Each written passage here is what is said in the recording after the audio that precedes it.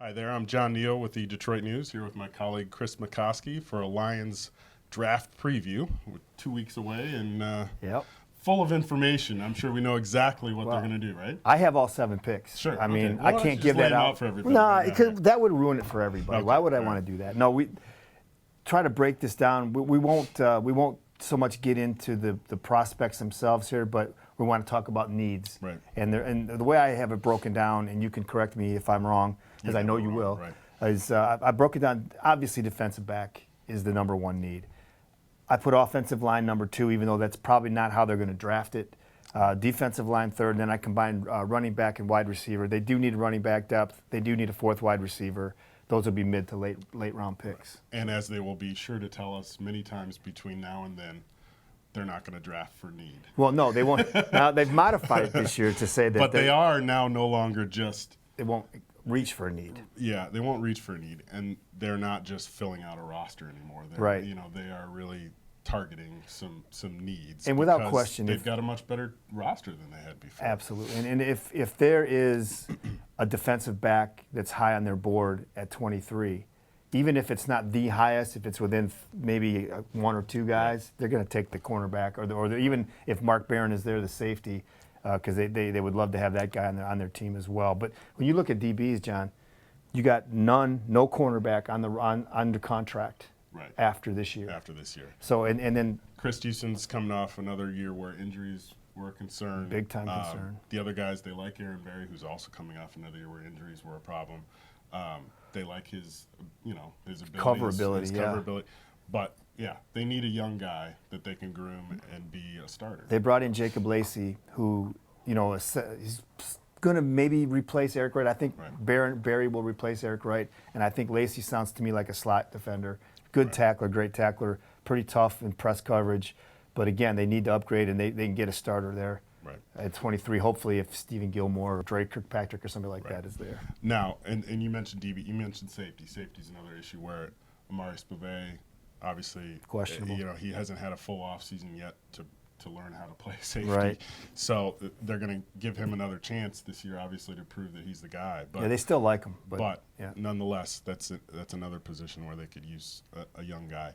Offensive line is a position where it's the one thing they left alone while they rebuilt the rest of the roster in a lot of ways. They brought in Rob Sims, obviously, and re-signed the veterans they had.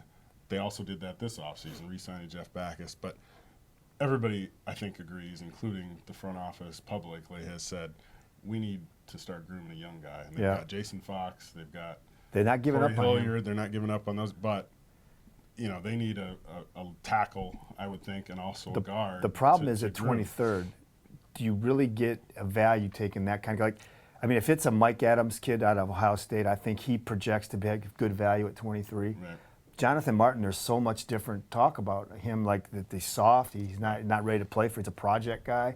I don't think you draft a project guy at left tackle at 23. They were talking about Jason Fox. Martin Mayhew was talking about him at the combine, that he could be like a guy like Ray Brown, who was injured his first 2-3 years in the league and then had a phenomenal career after that. So they're not giving up on him. They're definitely going to. I don't think that the 23rd pick is going to be an offensive lineman. I think there's a better chance that it's a defensive lineman that would fall, a defensive end specifically, that would fall to them at 23. They would like better than maybe the 3rd or 4th defensive back on their board. And that's where we talk about need. They're not going to reach for the offensive lineman that we all say they need. Right. We'll see who's left there. We'll see if somebody slides, if there's a run on defensive linemen. Yeah. But like you said, defensive line, they know they can never go wrong adding another defensive lineman. And that's it's deep. You've got Cliff Avrill's situation. He's on a year-to-year basis now at this point. Kyle Vandenbosch is 34. Kyle Vandenbosch is getting up there. I think there's obviously the DN. I don't think we're going to see a defensive tackle. No, that would be a shocker. I wouldn't put it past him, but I wouldn't be surprised. Here's something to think about, though. This Lion organization hasn't drafted a cornerback in the first round since Terry Fair. You think they're a little gun shy? Martin Mayhew has not drafted a cornerback at all, except a Spivey, and they probably moved in. And if you hear them talk about the position itself, the fact that injuries are just, not to say they're a dime a dozen, but you just roll them when through. you're talking about first-round value, are you really getting it with a cornerback who? I just, the other thing that makes me, and you're good at weeding this stuff out too, but when they start talking about we're not interested in Janoris Jenkins, the troubled kid from North Alabama, we've had these issues with our other players. I'm not completely buying that because if they met him and they like him, they're not going to worry about that as much as their conviction to that they could. Right. And we had the same thing with Jimmy Smith last year. And they would have drafted Jimmy Smith if Nick Fairley hadn't fallen. And so you wonder, how much of it is it now the offseason they've had with the issues with some of the young guys. I think that's irrelevant. Does that play into it? Whether it's I think we look at that and say, oh, yeah, obviously they're not going to take a druggie after they had 3 guys arrested for marijuana use. But I disagree with that. I think if they meet him, if Martin Mayhew meets him, likes him, and there's nobody questioning his talent. He's the second best cover guy in the draft. Right. I think he would pull a plug on that. After that, you talked about running back is a question mark only because of the injuries. Yes. Yep.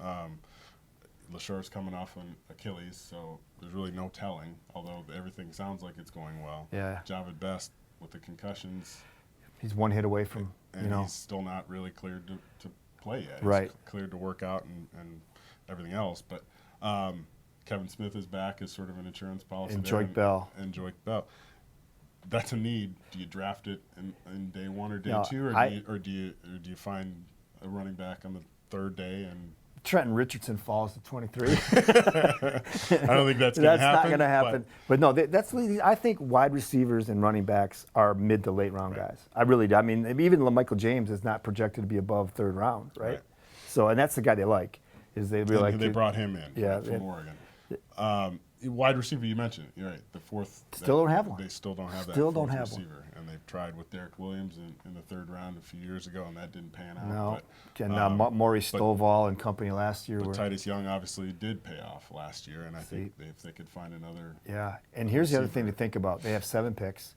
Martin Mayhew always trades on draft day. Right. He won't trade future number 1s necessarily, but especially now. He will move up, move down.